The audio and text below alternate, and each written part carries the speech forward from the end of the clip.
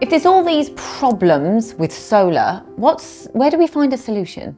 There's literally one relatively simple solution that, because of us, will now be low cost. You are what you measure.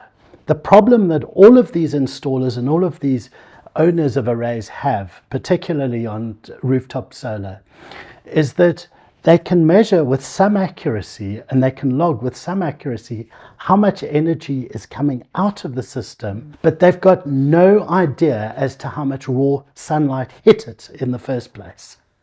And the reason for that is that they don't measure the solar radiation that hits the panel. They don't have a sensor that can do that properly.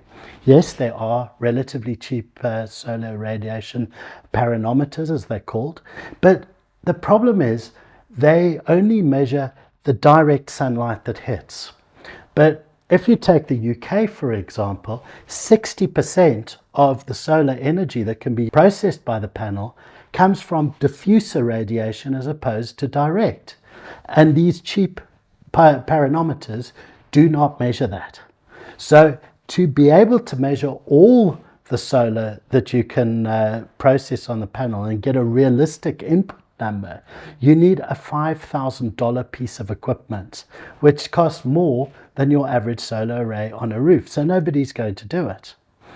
But what we are very proud to announce is that we have just been awarded 2 patents that will enable us to create a pyranometer that can measure both direct normal insolation and diffuse irradiation, which we will be able to manufacture and sell for less than $100.